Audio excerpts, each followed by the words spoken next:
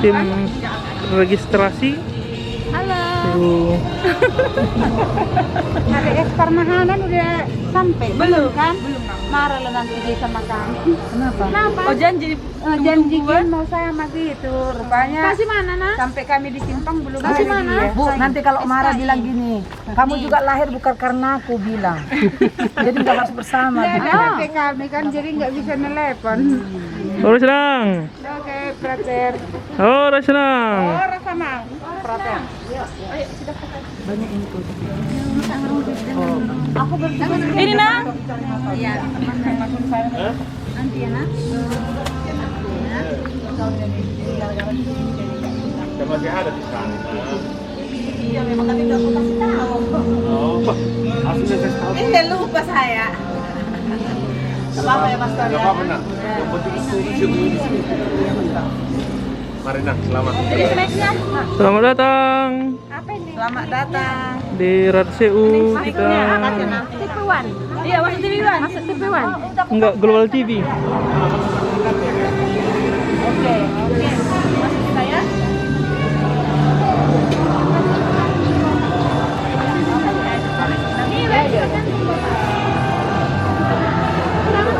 Horas. Horas. Orang prater.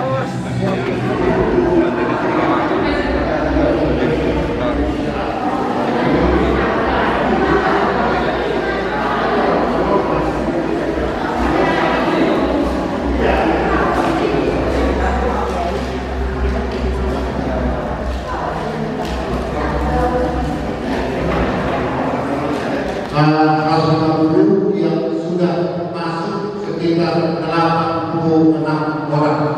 Maka sesuai dengan peraturan setengah tambah 1 dari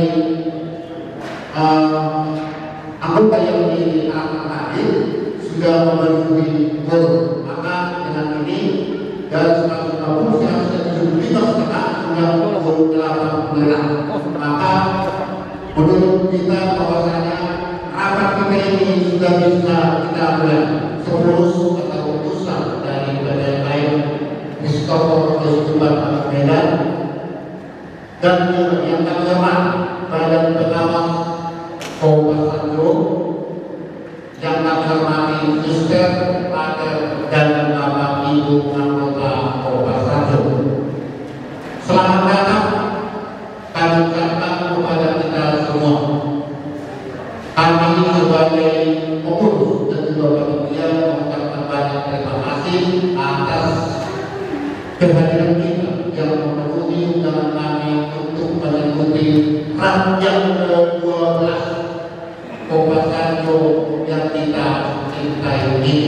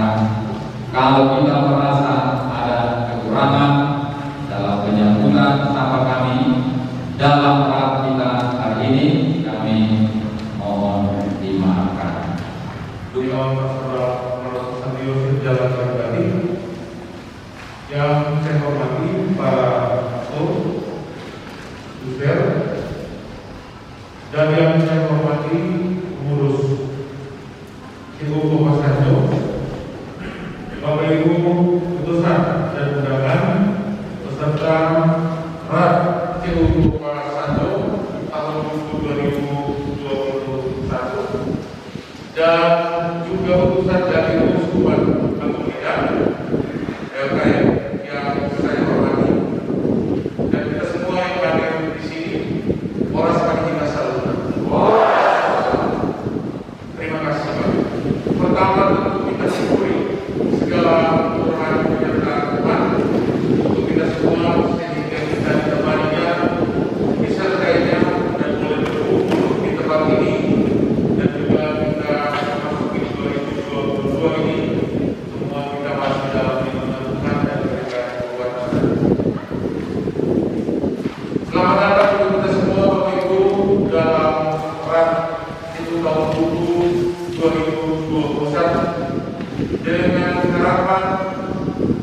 setelah kembali ke negara ini kita membawa sukacita dan semangat baru, dan juga tentu kita semakin bergelora untuk mencintai CU yang kita miliki.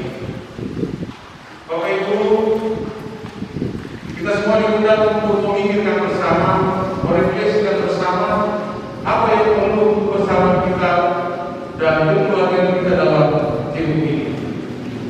Kita satu keluarga besar, kita sama-sama memiliki CU ini, kita sama-sama bertanggung jawab atas CU ini, dan kita sama-sama saling memberi kepercayaan di dalam lembaga keuangan kita ini. Tujuannya jelas supaya kita semua bisa sejahtera, supaya kita semua bisa baik, entah itu secara finansial maupun juga secara ekonomi. Iman dan ekonomi itu berjalan sejajar di mana-mana semua orang yang memiliki. Oleh karena itu, selalu terus-menerus ditegaskan kepada kita, CU itu bentuk yang paling pas untuk keadaan dan kondisi kita semua. 95% kita semua punya kekuatan ekonomi yang sebenarnya bisa dijawab oleh CU. Maka marilah membangun bersama dalam lembaga keuangan ini. Pertama, kami mengucapkan terima kasih kepada Bapak Ibu beserta pada pengurus dan pada pastor yang memberikan kepada kami kepercayaan memimpin pada hari ini. Bapak Ibu beserta untuk tahun buku 2021, kami sebagai pimpinan rapat memohon kepada kita semua supaya aktif menyimak apa yang dilaporkan oleh pengurus kita, sehingga laporan pertanggungjawaban pengurus dapat diterima. Laporan pertanggungjawaban pengurus Kopasando tahun buku 2021. Yang terhormat Pastor Paroki DPP Santo Yosef dalam Kempati, yang terhormat para pengawas koperasi Paroki Santo Yosef, yang terhormat para pengurus koperasi Santo Yosef, para Bapak Ibu, saudara-saudari, anggota koperasi Santo Yosef yang kita cintai ini, dan juga yang kami hormati pengurus PLKM Keuskupan Agung Medan. Salam sejahtera buat kita semua.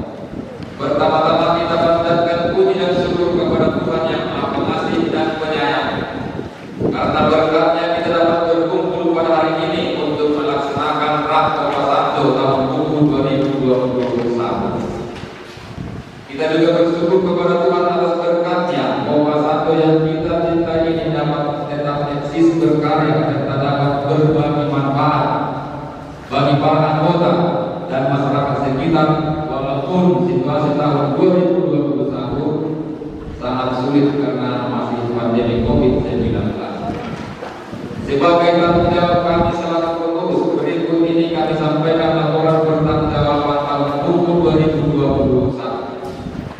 Kami akan menyampaikan gambaran umum keadaan dan perkembangan Kopasando secara singkat, tapi menggambarkan secara keseluruhan keadaan Kopasando sebagai berikut. Pertama, keorganisasian. Kopasando adalah koperasi Paroki Santo Yosef dalam Kempati Kemalang Siantar, berada di bawah naungan Paroki Santo Yosef Kemalang Siantar, disingkat dengan Kopasando. Koperasi ini dijamin dan dilindungi oleh Keuskupan Agung Medan, karena Kopasando merupakan anggota resmi dari PLKM Keuskupan Agung Medan. Sebagai koperasi paroki yang berada di bawah naungan Keuskupan, Kopasando telah diaudit oleh PLKM. Terima kasih Pastor atas masukannya. Untuk selanjutnya, untuk menanggapi pertanyaan atau saran dari teman tadi, selanjutnya kami berikan waktu kepada Ketua Kopasanja. Terima kasih teman. Kami sudah mencari informasi ini Dolmanyo, Arobena Sobarina. Dan itu selama ini selalu kita cantumkan, ya selalu kita cantumkan. Tapi kami pikir-pikir, Saudara Tidak Dolman, barangkali kalau kita misalnya mengusulkan, kami sudah mencoba mendekati yang masih ada, ya. Tapi ada yang sudah tak tahu di mana rimbanya. Barangkali bisa kita pikirkan, Lusma disesa kan? Tapi tidak segampang itu mengatakan disesa, diputihkan, ya. Mesti juga kita bersama-sama memutuskan.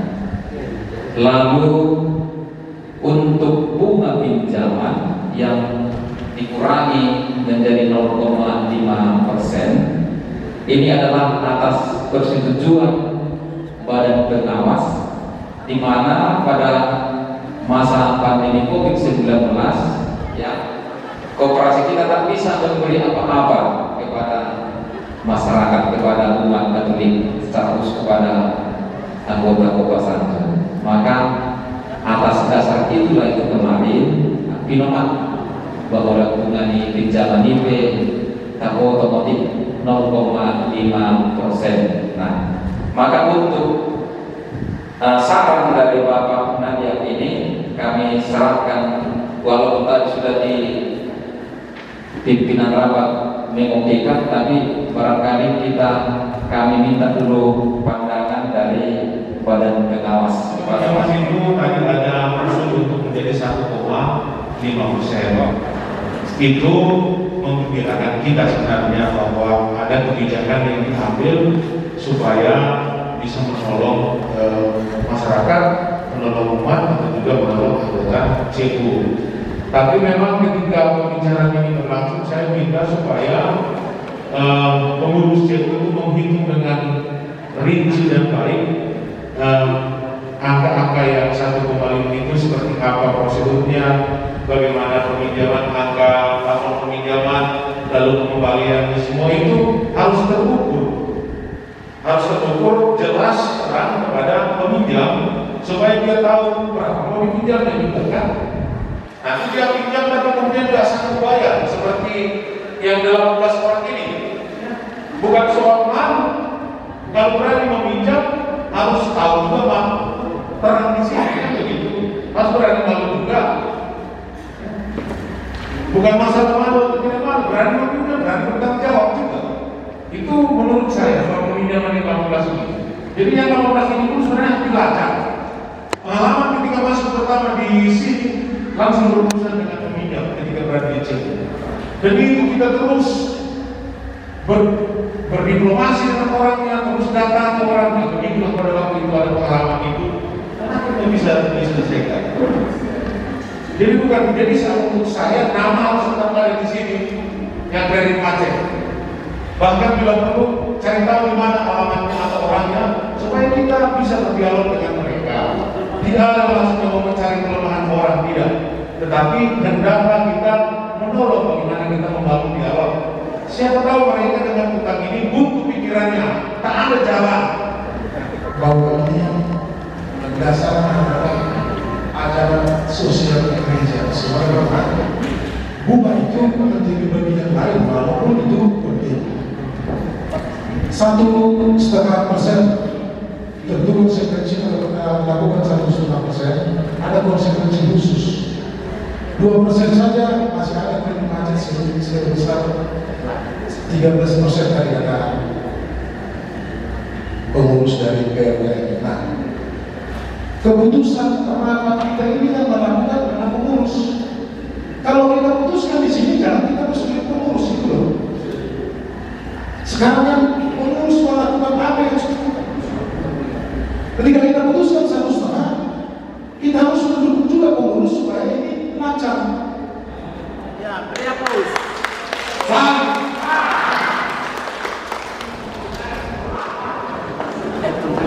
Maka maksud suster tapi orang yang meminjam tapi tak ada isi tenaga. Nah, tentang tenaga, jadi sudah disampaikan suster tadi pengalamannya. Idealnya kan, memang setiap sermon akan kosonglah kantor, walaupun bisa dilayani oleh pegawai sekretariat paroki kita. Nah, apakah kita masih merasa kesulitan? Misalnya kita nanti tentu mencari ONK kita yang mungkin ada di paroki ini, stasi satu orang ya, karena kalau kami lihat pun, kalau kami pengurus tidak ada yang bisa selalu setia membantu suster karena masing-masing punya kesibukannya. Jadi kalau sudah ada di situ satu orang full time, mungkin gajinya belum nanti memenuhi UMR jabatan siaga, ya kriteria itu pun nanti tetapnya kami minta dari kita, dari pastor. Jadi kalau kami melihat ini memang bukan keinginan, tapi sudah menjadi kebutuhan. Ketika suster pergi sermon, belum lagi ada retret tahunan yang harus diikuti, belum lagi ada memang kegiatan-kegiatan yang tidak bisa tidak karena dari tarekat. Nah, memang di kantor itu menjadi tidak bisa ada pelayanan maksimal. Nah, untuk ini masih kami minta pendapat dari peserta. Memang sekarang ada peningkatan kinerja pengurus, terlebih suster yang standby mulai pagi sampai sore.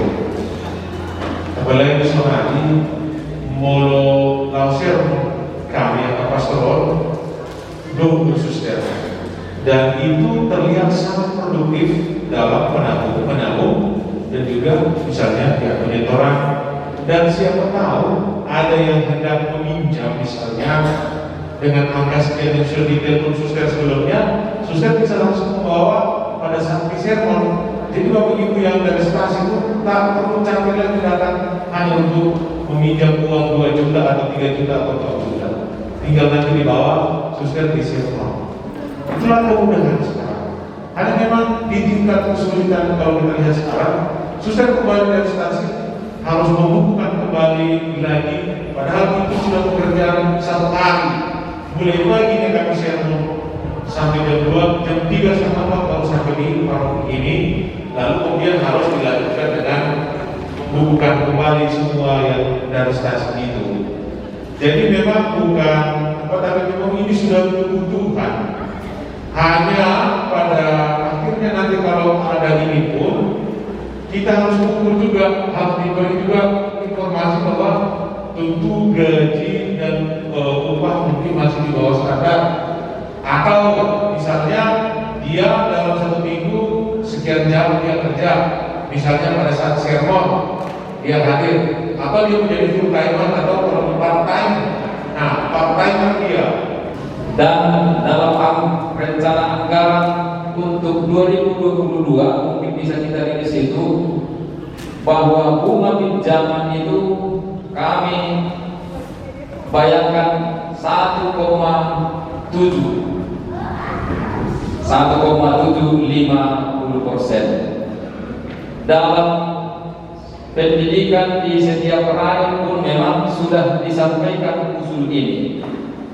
Aimar jago doanya lah, pokoknya kalau sekali 7 bulan terus hari bayar bukan kami. Nah, kan? Maka pada kesempatan ini memang kita berencana untuk membuat pinjaman untuk khusus petani. Hanya nanti masih harus dijelaskan dengan baik. Kalau jahe mungkin paling kuat ya, satu ya, lamanya. Kalau jagung memang 3 bulan. Sebelum kita putuskan ya atau tidak, kami mohon pandangan dari badan pengawas. Nah, ragamnya pinjaman itulah nanti menjadi tanggung jawab panitia untuk membuat. Ada tadi anjuran misalnya khusus para petani yang bayar panen, tapi harus ada aturan berapa mau dipinjam atau pengembalian pinjaman untuk petani itu. Saya sebut contoh saja karena mereka masih belum bayar panen, beda dengan yang 1,5 contoh menjadi 1,6 misalnya atau 1,7 misalnya. Nah, itulah itu harus pengolahan dan pekerjaan pengurus. Yang jelas peserta bisa sepakat bahwa ada keragaman pinjaman. Asal model kedua model di pinjaman semua datang sama kita. Masalah semua. Masalah mau pinjaman di petani. Isi keragaman pinjaman ini membuat alih keragaman hidup ketentuan ini panitia memakai pengurus memakai itu asal tinggi di seremonial boyo disosialisasi kok. Putuskan sebentar lagi. Memang pengalaman di beberapa CU paroki yang kita dampingi ada di Balige, ada di Parlita, Sumbul, Parogil, Sidikala, Tigalingga. Di sana kan mayoritas anggotanya adalah petani. Jadi pengalaman di sana bahwa maksimal pinjaman itu untuk yang periode 3 bulan, 6 bulan, dan 8 bulan itu 10 juta rupiah. Nah, pembayarannya ini ada 2 metode. Apakah bunga dan pokok pinjaman sekaligus dibayar pada akhir masa periode pinjaman atau setelah panen. Baru yang berikutnya bunga dibayar di depan setiap bulan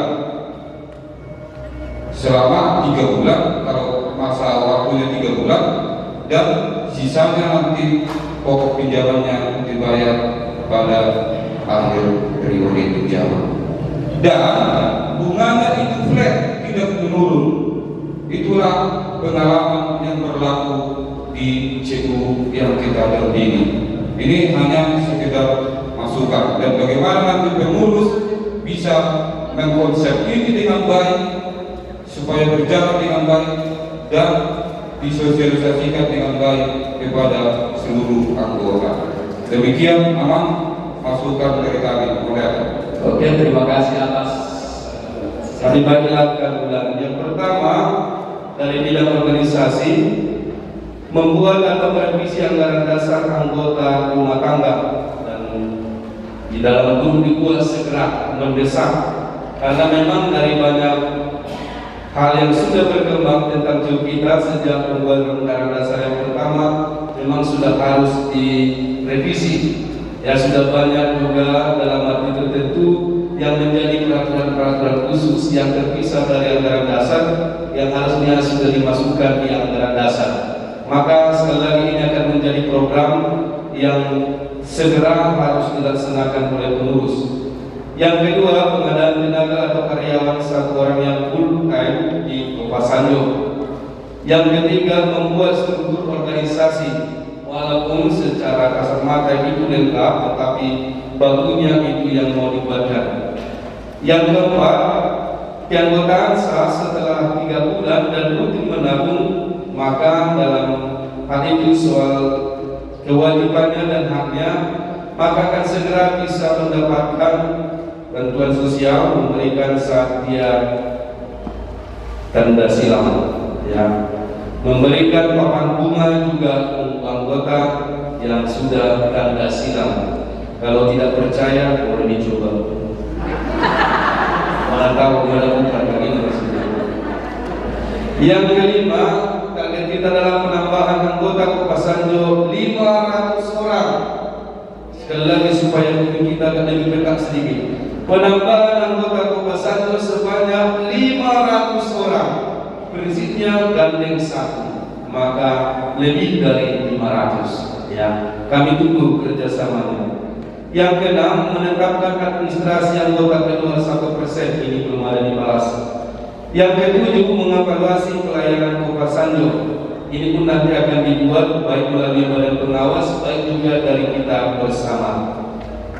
Yang kedua, bidang pendidikan. Pendidikan kepada pengurus. Maka memang selama ini tidak ada pendidikan khusus untuk pengurus. Ya, karena memang anggota-anggota lama. Maka di tahun ini akan dibuat juga ada pendidikan khusus kepada para pengurus Kopasando kita.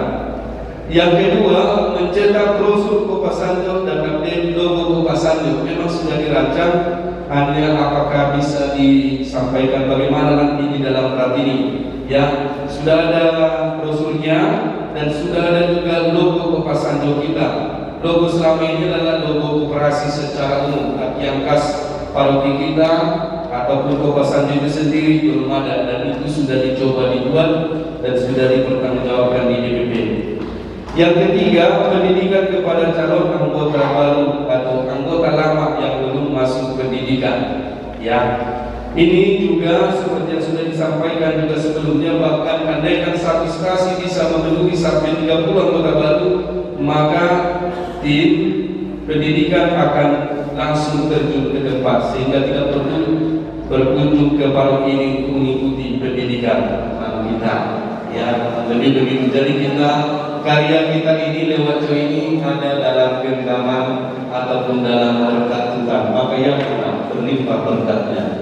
Yang kedua, salib, ya, sebagai lambang semua pelayanan dilakukan dalam Tuhan dan tertuju pada Tuhan.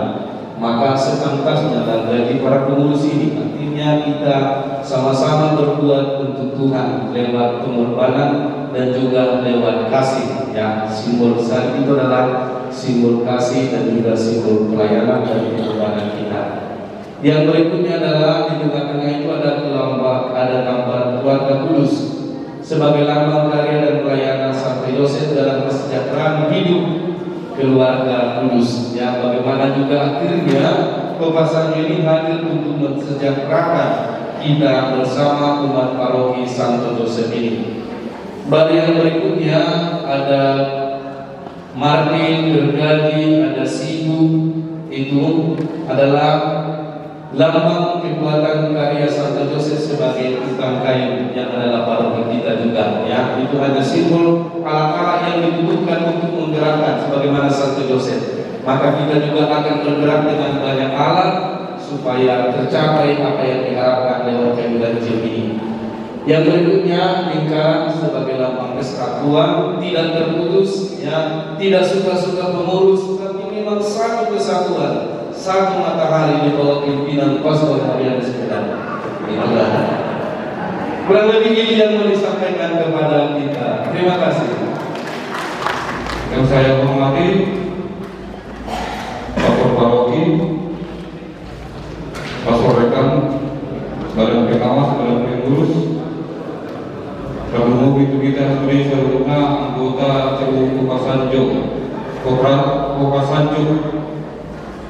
Koras kami kita seluruhnya dalam berbeda.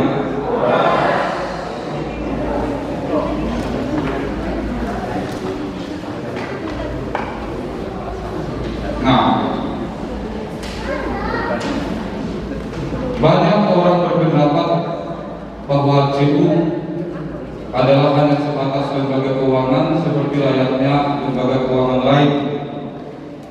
Ada pula yang menyebut bahwa CU sebagai lembaga investasi dan ada juga sebagai tempat meminjam uang.